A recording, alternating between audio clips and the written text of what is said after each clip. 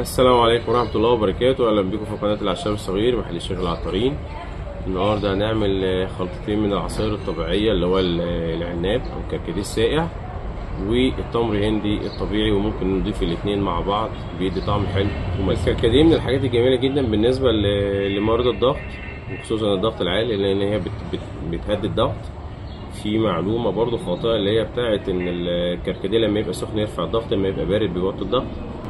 لا، المعلومة دي غير صحيحة. هو الكركديه بيوطي الضغط، دي مفيش فيها كلام. طيب، وممكن نعمل كمان حاجة حلوة قوي اللي هي مشروب الكركديه مع الليمون مع سنة كربوناتو، ده بنقول عليه حمض الستريك.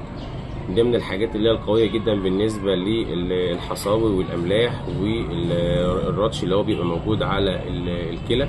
الناس برضو اللي عندها مشاكل في النقرس تقدر تعمل المشروب ده كويس، من الحاجات الحلوة. تعالوا بقى نعمل الكركديه بخلطته والعناب والتمر الهندي الطبيعي. بنلاقي الكركديه الكويس تبقى حاجه زي كده. مثلا في انواع كتيره قوي في الكركديه، في اللي هو النجيري، في البلدي، في اللوزه، فيه الشنب، في الورق.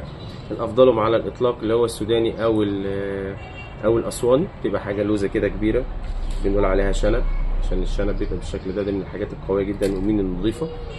طيب، اللي انا هاجي اعمله ازاي؟ عندي طريقتين. يا اما اخد الكميه ديت وانقعها مثلا في 2 لتر ميه، 2 لتر ميه من بالليل للصبح، ربع كيلو او 300 جرام في 2 لتر ميه من بالليل للصبح، واخده احطه مثلا في اكياس ولا حاجه واسيبه في التلاجة. وفي طريقه تانية اللي هي ممكن اخد الربع كيلو واحط عليه 2 لتر ونص ميه وكوبايه سكر ويتغلى، واسيبه لحد ما يبرد، واعمله في اكياس مثلا واسيبه في الفريزر. لو احنا قلنا مثلا الدورق ده لتر ميه، باجي عند ربعه هنا كده، وده يبقى كركديه من اللي انا عامله، والباقي ازوده ميه واحط نسبه السكر اللي انا عاوزها.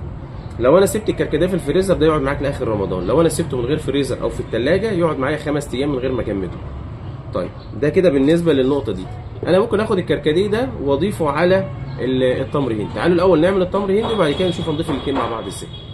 تعالوا بقى نشوف الكركديه احنا هنعمله ازاي. لو احنا قلنا مثلا احنا كلنا كده بنشتري القالب اللي هو زي ده اهو، هروح عامله كده واخد الربع ده. هناخد الربع اللي احنا شاورنا عليه ده، وهنقطعه نكسره حتت صغيره كده، ونجيب حله صغيره ونحط فيها 2 لتر ونص ميه، نحطها على النار ومعاها كوبايه سكر، واقلبها وادوبها لحد ما هتحس ان هي اتهرت، بقت حاجه كويسه. مش شرط ان هي تغلي معايا قوي يعني عشان ما اضيعش الفايده بتاعتها.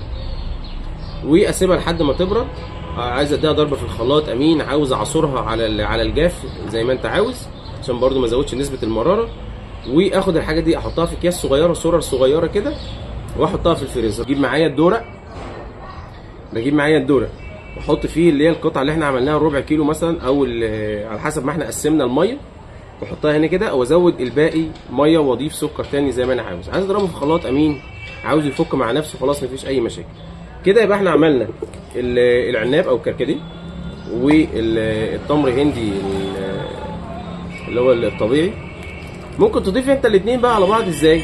باخد جزء من الكيس اللي احنا حطيناه في الفريزر مع جزء من اللي احنا حطيناه في التمر الهندي الطبيعي، واسيبه يفك، واحطه مثلا عليهم نص الدورق ميه، 3/4 السكر زي ما انا عاوز، اضربهم الاثنين كويسين جدا.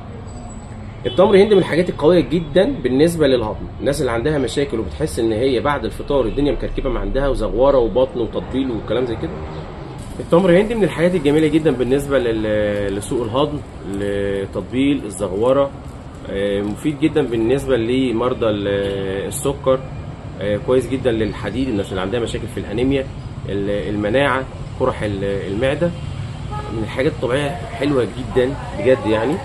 الكركديه برضو من الحاجات الجميله، وخصوصا لو احنا عملنا عليه اللي هو حمض الستريك او تريبل اتش زي ما بنقول، حاجه قويه جدا بالنسبه لمشاكل الحصى والمسالك البوليه. مفيد برضو بالنسبه لعمليات الهضم وسوء الهضم. كده يبقى عملنا منتجين طبيعيين النهارده نقدر نشربهم في اي وقت، ومش شرط يكون في رمضان، بس احنا رمضان مشهوره بالعناب والتمر الهندي. نشوفكم على خير في حلقه جديده من حلقات العشاب الصغير، والسلام عليكم ورحمه الله وبركاته.